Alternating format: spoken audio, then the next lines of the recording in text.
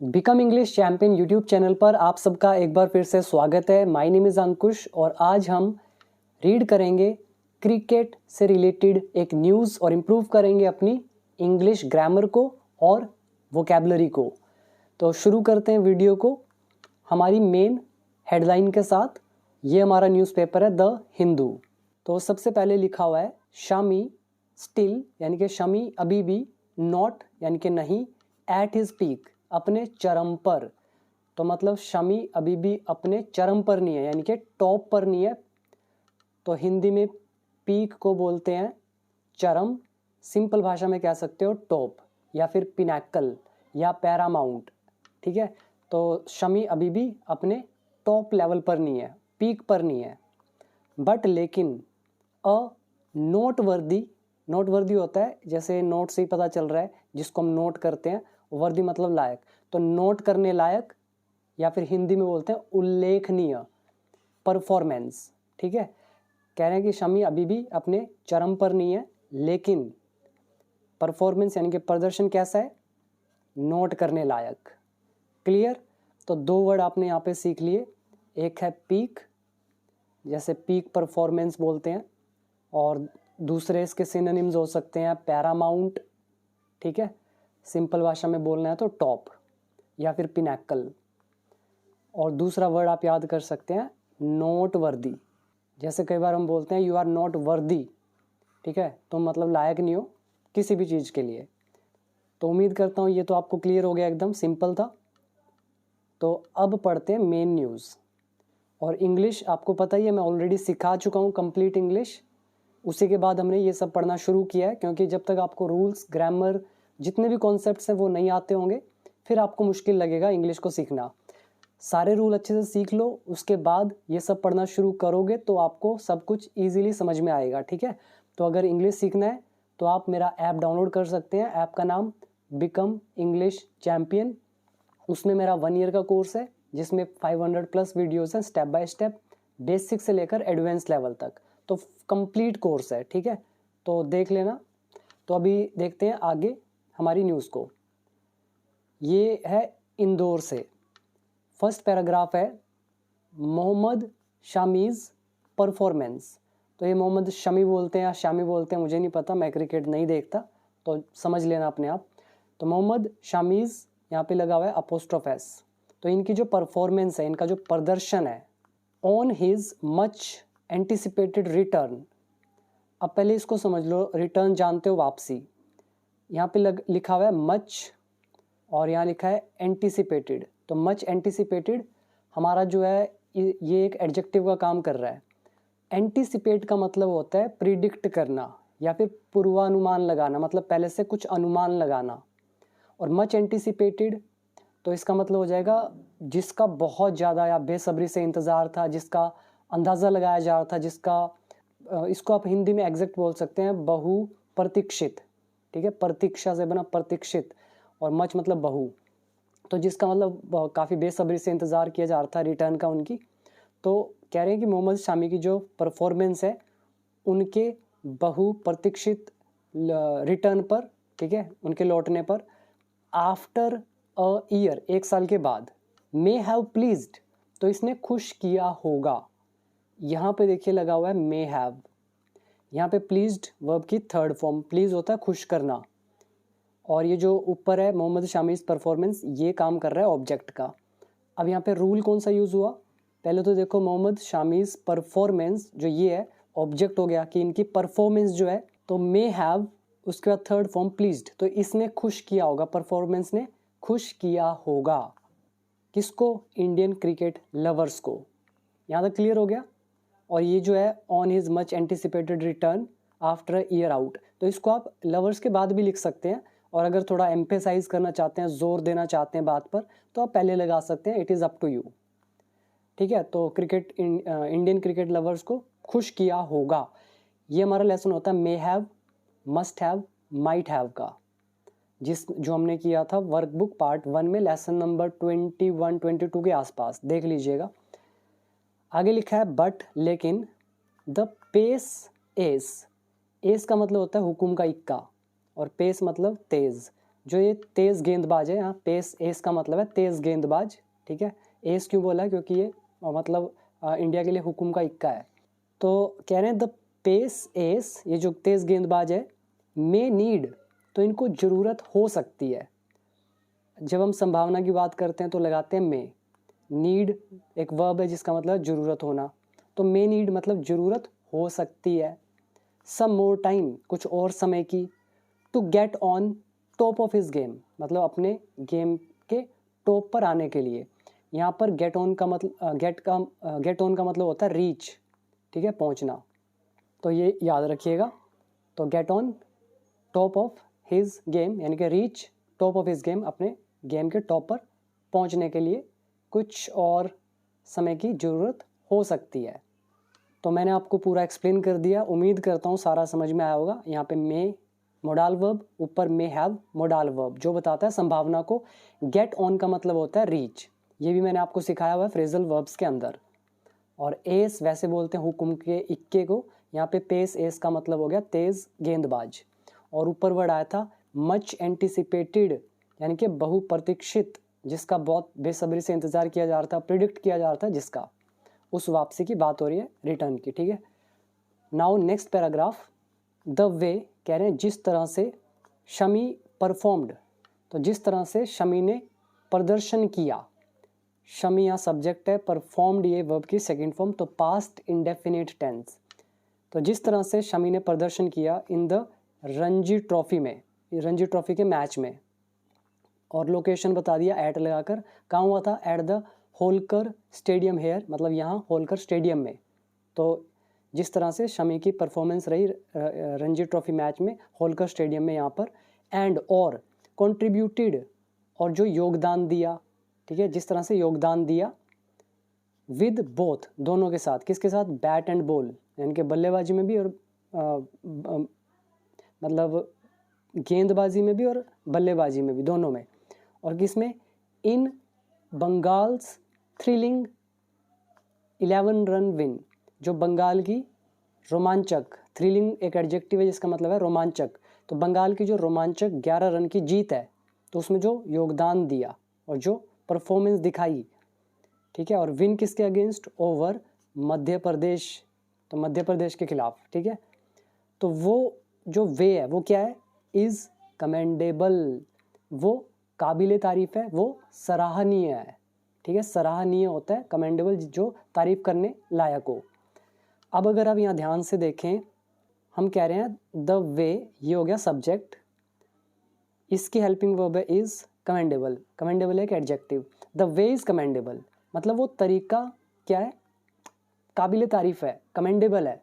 और कौन सा तरीका, जिस तरह से शामी ने परफॉर्म किया और योगदान दिया, दोनों बैट और बॉल के साथ, बंगाल की रोमांचक 11 रन की जीत में मध्य प्रदेश के खिलाफ।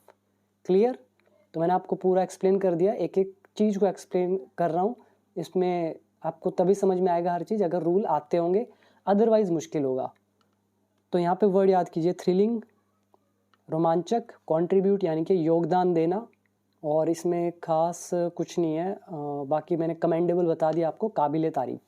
द वे का मतलब जिस तरह से, like the way you teach, जिस तरह से आप पढ़ाते हैं, इस कमेंडेबल वो काबिल तारीफ है। द वे यू वॉक, ठीक है, जिस तरह से आप चलते हैं। द वे यू राइट, जिस तरह से आप लिखते हैं। द वे कोई भी, ठीक है, ऐसे बनते हैं sentence. Now next paragraph, testing mind and body. तो माइंड एंड बॉडी की टेस्टिंग, यहाँ पे लिखा है while testing his body and mind. तो कह रहे हैं उनकी बॉडी और माइंड का टेस्ट करते हुए, ये हमारा वाइल का यूज़ है, वाइल के बाद लगती है एक जेरेंड। तो वाइल टेस्टिंग, टेस्ट करते हुए उनकी बॉडी एंड माइंड का, ओवर 4 डेज, मतलब ये लगातार 4 दिन जो है, इनमें शमी कैप्चर्ड, शमी ने कैप्चर किया 7 विकेट्स, मतलब 7 विकेट झटके या 7 विकेट लिए, हिंदी कुछ भी निकाल लो, कैप्चर का मतलब यहाँ पर लेने से है, झटकने से है। तो शमी ने 7 विकेट्स लिए इन अबाउट 44 ओवर्स, मतलब 44 ओवर्स के अंदर।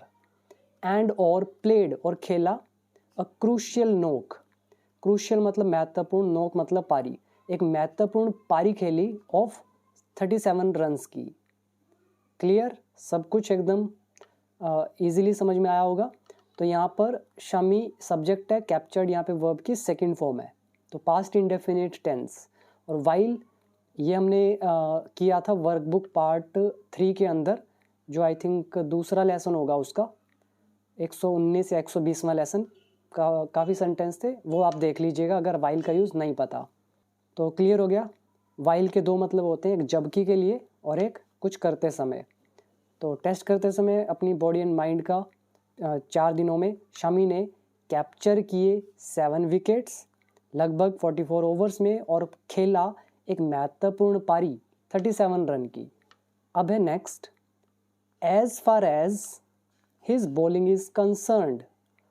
अब आप देख रहे हो एक एक रूल, मतलब एक एक लाइन वैसे ही न्यूज़पेपर में या कहीं भी लिखी जाती है जैसे मैंने आपको सिखाया है। तो हमने एक एज का यूज़ किया था, जिसमें एज के हमने 8 यूजेस किए थे। उसमें एक एज फार एज भी था, उसमें एग्जैक्ट यही इसी तरह का फॉर्मेशन था, वो आप देख लीजिएगा, वीडियो नंबर 200 होगा शायद। ठीक है, सीरियल ऑर्डर में देखोगे तो अच्छा रहेगा, बीच बीच से देखोगे तो कोई फ़ायदा नहीं। ठीक है, इसलिए सीरियल ऑर्डर में वीडियो लगी हुई है।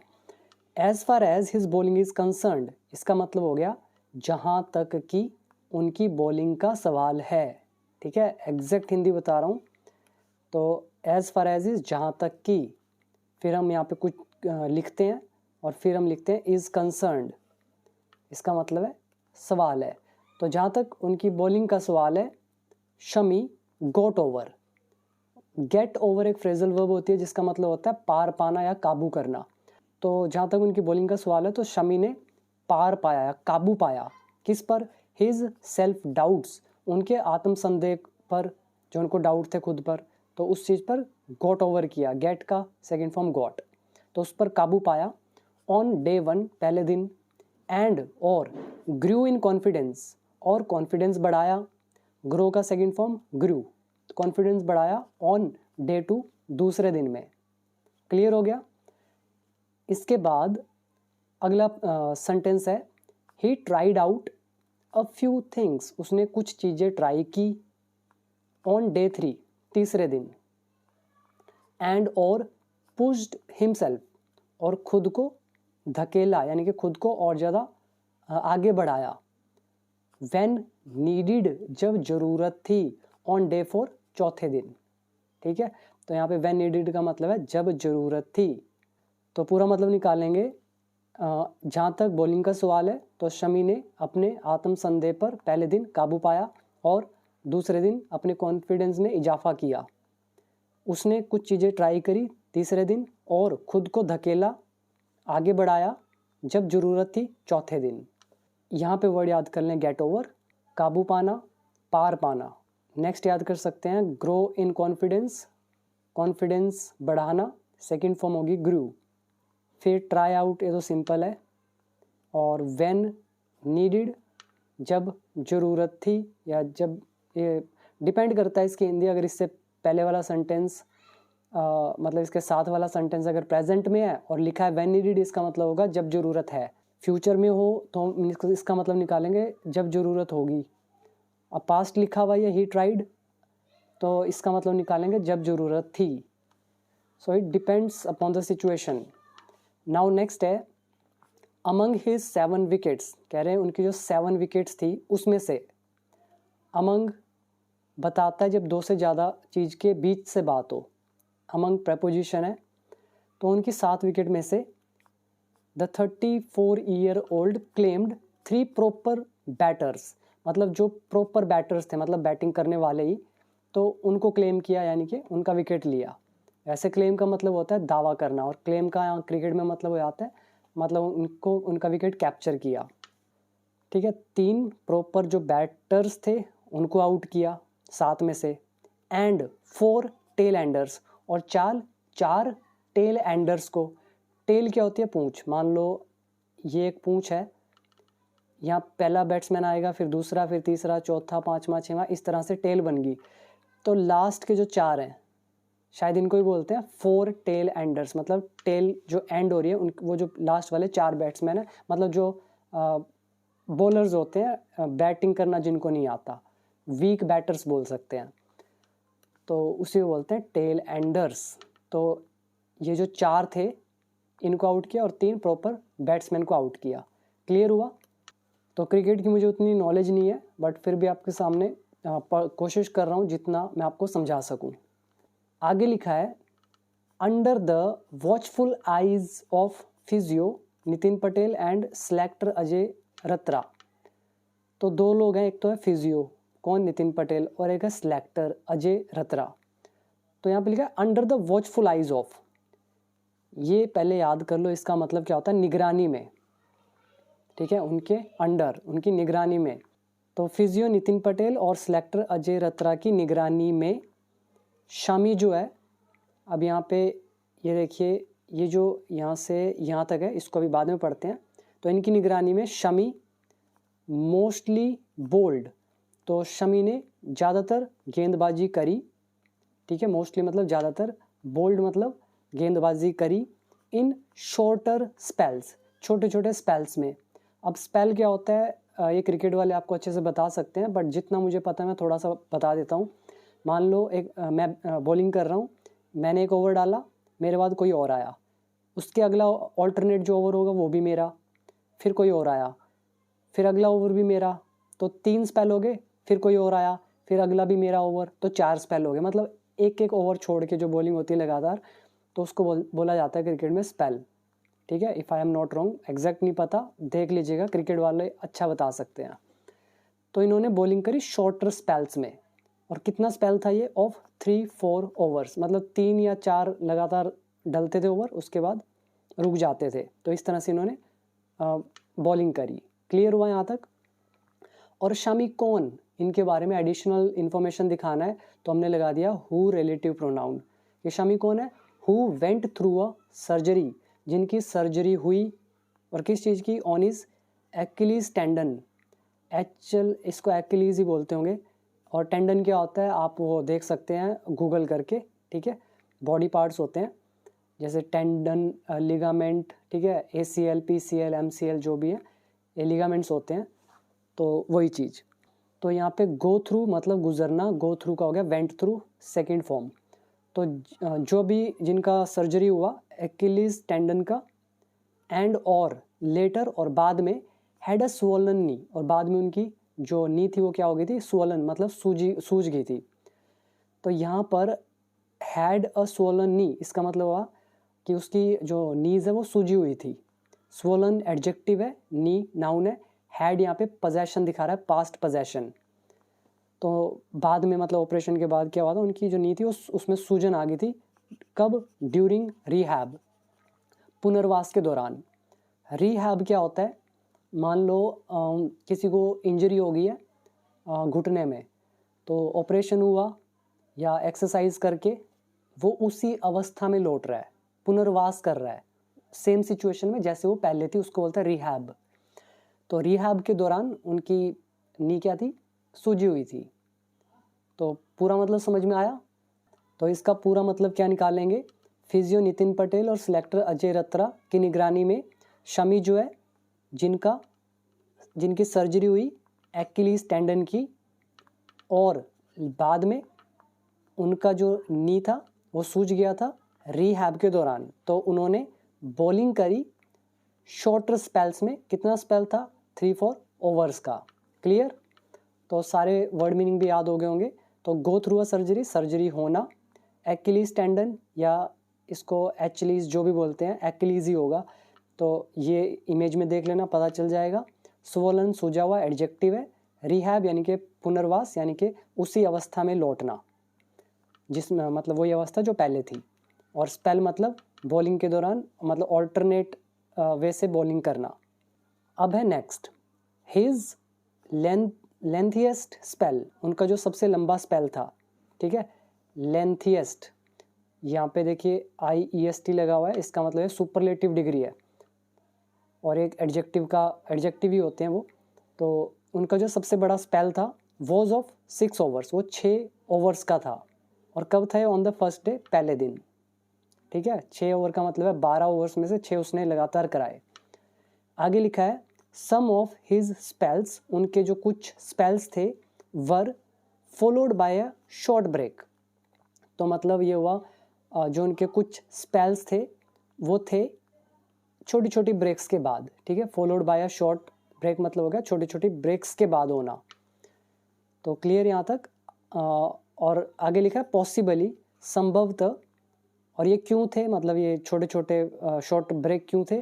पॉसिबली मतलब संभावनाएं या संभवतः, as a precautionary measures. Precautionary क्या होता है? जैसे एहतियात, जिसको बोलते हैं आप ऐतिहातिक तौर पर, एहतियात बरतते हैं आप लोग। जैसे किसी का ऑपरेशन हुआ है तो हम बोल रहे हैं कि भी तुझे ये काम करना है, ये नहीं करना, तो आप प्रिकॉशंस ले रहे हैं, ठीक है। तो प्रिकॉशनरी मेजर्स मतलब हो गया एहतियातिक मेजर्स मतलब उपाय। तो उसके तौर पर ये शॉर्ट ब्रेक लिए जा रहे थे कि भाई कहीं ज़्यादा गड़बड़ ना हो जाए। तो उम्मीद करता हूँ यहाँ तक आपको हो गया पूरा क्लियर। शॉर्ट ब्रेक्स तो सिंपल ही है, ये याद कर सकते हैं। प्रिकॉशनरी मेजर्स मतलब एक तरह से बचाने के उपाय, ताकि वो चीज़ खराब ना हो जाए। पॉसिबली मतलब संभवतः। अब है next paragraph, multiple experts. Multiple मतलब कई, एक्सपर्ट्स जो थे विशेषज्ञ, प्रेजेंट जो मौजूद थे, एट द वेन्यू मतलब उस जगह पर, उस स्थल पर, असेसिस उन्होंने आकलन किया। तो मल्टीपल जो विशेषज्ञ हैं, कई विशेषज्ञ जो मौजूद थे उस जगह पर, उन्होंने आकलन किया दैट की शमी वुड हैव बोल्ड, तो इन्होंने बॉलिंग की होगी। अब यहाँ पे क्या लगा हुआ है? वुड हैव, ठीक है। विल हैव का क्या हो गया? Would have. तो इन्होंने की होगी, ये हमारा लेसन है। वुड के यूजेस मैंने आपको कराए हुए हैं 21 या 22 के अराउंड, वुड के यूजेस। वीडियो नंबर 196 उसको देख लेना, समझ में आ जाएगा वुड हैव क्यों लगा है, ठीक है। और यहाँ पे आप चाहें तो मे हैव, माइट हैव, ये सब यूज़ कर सकते हैं अकॉर्डिंग टू सिचुएशन। तो उन्होंने आकलन किया कि शामी ने बॉलिंग की होगी with in the 130-135 kilometre per hour range, मतलब इतनी की स्पीड से। और विद इन मतलब के अंदर अंदर, इतने स्पीड के अंदर अंदर इन्होंने बॉलिंग की होगी, ठीक है, वुड हैव। नेक्स्ट है इट वॉज इम्प्रेसिव, यानी कि ये इम्प्रेस करने वाला था, यानी कि प्रभावशाली था। कंसिडरिंग दैट, इस पर विचार करते हुए कि इट वॉज, कि ये था हिज कमबैक मैच, कि ये उनका वापसी वाला मैच था। तो कह रहे हैं ये काफ़ी इम्प्रेसिव था, काफ़ी प्रभावशाली था। इस चीज़ पर विचार करते हुए, यानी कि कंसिडरिंग दैट, क्या कंसिडर करते हुए? It was his comeback match, कि ये उनका वापसी का मैच था। क्लियर। इम्प्रेसिव यानी कि इम्प्रेस कर देने वाला, प्रभावशाली, और कंसिडरिंग मतलब विचार करते हुए, और तो इसमें खास कुछ नहीं है। और इसमें दैट सेंटेंस को जोड़ रहा है, और अकेला दैट नहीं, मतलब कंसिडरिंग दैट, ये सारा ही सेंटेंस को जोड़ रहा है। तो इसके बाद अगला पैराग्राफ, शमीज इन्वॉल्वमेंट। इन्वॉल्वमेंट का मतलब होता है शामिल होना। शामी का जो शामिल होना है इन द मैच, मैच में, वॉज नोट वर्दी, वो नोट करने लायक था, ठीक। ये नोट वर्दी एडजेक्टिव है। शामीज इन्वॉल्वमेंट ये सब्जेक्ट का काम कर रहा है। जोर देने के लिए इन द मैच को लगा दिया सब्जेक्ट के साथ, अदरवाइज नोट वर्दी के बाद भी लगा सकते थे। आगे लिखा है द वे, यानी कि जिस तरह से, ही स्पेंट टाइम, उसने समय बिताया, ऑन द फील्ड, मैदान पर, शोन द बॉल, शाइन का सेकंड फॉर्म शोन, स्पेंड का second form spent, shine is चमकना, शोन सेकंड फॉर्म, ठीक है। तो जिस तरह से उसने समय बिताया मैदान पर, शोन द बॉल, और बॉल को चमकाया, for fellow young bowlers, fellow मतलब साथी, जो साथी युवा बॉलर्स थे उनके लिए बॉल को चमकाया जिस तरह से, एंड और गाइडेड देम, और गाइड किया उनको, थ्रू द मैच, मैच के थ्रू मतलब पूरे मैच के दौरान, एंड और टुक सेल्फीज, और जो सेल्फीज ली, विद द स्पेक्टेटर्स, दर्शकों के साथ, स्पेक्टेटर मतलब दर्शक। तो जिस तरह से सेल्फीज ली स्पेक्टेटर्स के साथ, और स्पेक्टेटर्स कौन? हु जो, गैदर्ड इकट्ठा हुए या एकत्र हुए, ऑन ऑल 4 days मतलब चारों दिनों में, टू सी हिम उसको देखने के लिए, इन एक्शन, एक्शन में, ठीक है, उसको एक्शन में देखने के लिए जो 4 दिन इकट्ठा हुए। वॉज रिमार्केबल, वो कैसा था, रिमार्केबल था, यानी कि नोटवर्दी था या उल्लेखनीय था। तो यहाँ पर अगर मैं आपको थोड़ा सा तो ब्रेक करके बताऊँ, ये है हमारा the way subject, the way was remarkable, ये है पूरा सेंटेंस, ठीक है। तो वो तरीका रिमार्केबल था, उल्लेखनीय था। कौन सा तरीका, जिस तरह से उसने समय बिताया फील्ड पे, बॉल को चमकाया अपने साथी युवा बॉलर्स के लिए, उनको गाइड किया थ्रू द मैच, और जो सेल्फिशली स्पेक्टेटर्स के साथ जो इकट्ठा हुए थे वहाँ पे, उसको एक्शन में देखने के लिए लगातार 4 दिन, ठीक। तो वर्ड याद करें, इन्वॉल्वमेंट, शामिल होना, नोटवर्दी, नोट करने लायक, स्पेंड, बिताना, शाइन का सेकंड शोन, चमकना, फेलो मतलब साथी, स्पेक्टेटर्स मतलब दर्शक, गैदर मतलब इकट्ठा होना। तो रिमार्केबल यानी कि उल्लेखनीय। क्लियर हो गया सारा। अब आता है last, second last paragraph, coach speak, मतलब कोच ने क्या बोला। यहाँ पे लिखा है, डबल इन्वर्टेड कोमा लगे हैं, सैड कहा बंगाल कोच LR शुक्ला, बंगाल के कोच, इन्होंने ये कहा, क्या बोला, एग्जैक्ट वर्ड है उनके, Shami performed really well, Shami ने सचमुच बहुत अच्छा परफॉर्म किया। रियली वेल का मतलब होता है वेरी वेल इंडीड, ठीक है, और ये past indefinite, performed second form, तो इन्होंने मतलब सचमुच बहुत अच्छा खेला। रियली का मतलब भी होता है सचमुच। He did not look like, मतलब वो नहीं दिखे, he did not look like, वो नहीं दिखे, कैसे नहीं दिखे, लाइक ही वॉज रिटर्निंग, कि वो वापसी कर रहे थे, आफ्टर ईयर, 1 साल बाद। तो इसका मतलब हुआ ऐसा नहीं दिखा कि वो 1 साल बाद लौट रहे हैं। आगे लिखा है, rarely did he come out. अब आप सोच रहे होंगे रेयरली के बाद सीधा डिड कैसे लगा दिया, फिर सब्जेक्ट लगा दिया, फिर ये वर्ब कैसे लगा दिया। इनको बोलते हैं इन्वर्जन। जैसे नो सुनर डिड आपने किया होगा, एक हमने स्ट्रक्चर किया था हार्डली व्हेन वाला, ठीक है, तो उनके अंदर यही सब तो किया था। तो रेयरली यहाँ पे केम लगना चाहिए था, ही रेयरली केम, लेकिन हम ऐसा नहीं लिखना चाहते, इन्वर्जन में लिखना चाहते हैं, तो हम यहाँ से डिड निकालेंगे बाहर, रेयरली लगाएंगे शुरू में, कम का हो जाएगा, मतलब केम का हो जाएगा कम, क्योंकि हमने लगा दिया डिड फर्स्ट फॉर्म। तो rarely did he come out, मतलब वो मुश्किल से ही बाहर आया। वाइल वी फील्डेड, ये कोच के वर्ड है कि वो मतलब बहुत रेयरली बाहर आया, बहुत कम ही बाहर आया। वाइल जब, वी फील्डेड मतलब जब हम फील्डिंग कर रहे थे, एंड कॉन्ट्रीब्यूटेड और जब योगदान दे रहे थे, विद बैट एंड बॉल यानी कि बॉल और बैट से, सीधा सा ये मतलब है, ठीक है। तो ये एक ट्रांसलेशन है, वाइल वी वर फील्डिंग ऐसा भी बोल सकते थे, या वाइल वी फील्डेड यानी कि जब हमने फील्डिंग की या हम फील्डिंग कर रहे थे और योगदान दे रहे थे बैट और बॉल के साथ, तो वो रेयरली ही बाहर आए।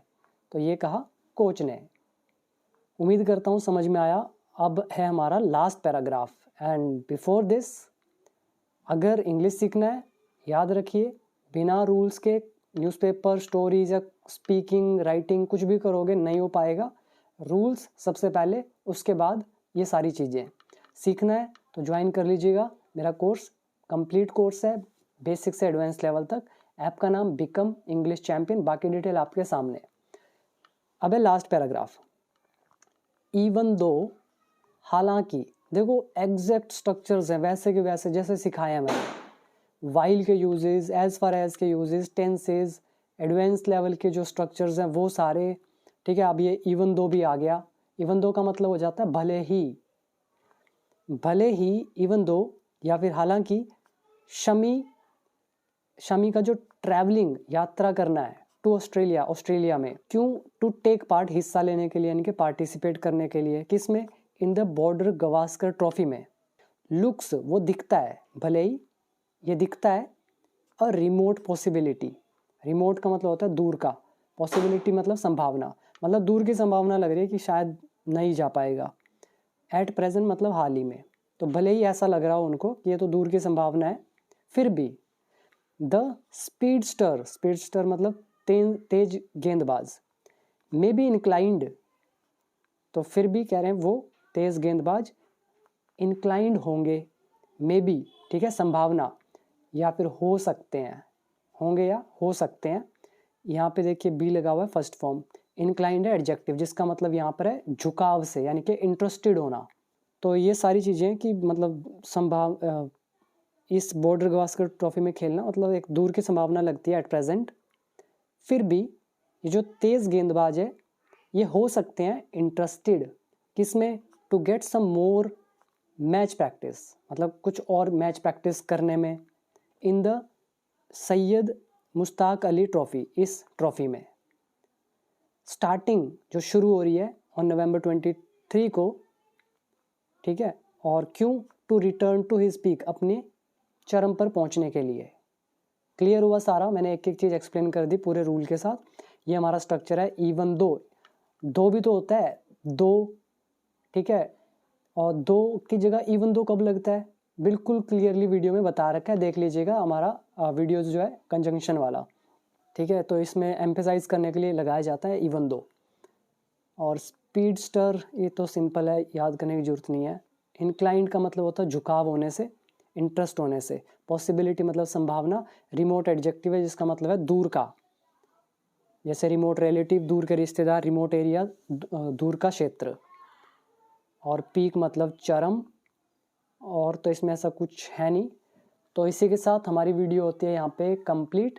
कैसी लगी वीडियो ज़रूर बताइएगा। और टेलीग्राम ग्रुप से जुड़ना है या फिर व्हाट्सएप चैनल पर आप ग्रुप से जुड़ना चाहते हैं जुड़ सकते हैं, लिंक है नीचे डिस्क्रिप्शन बॉक्स में। वहाँ पे अपडेट आपको मिल जाएंगी जो भी आने वाली वीडियोज़ होंगी उन सब की। So thank you so much, अभी दीजिए इजाज़त।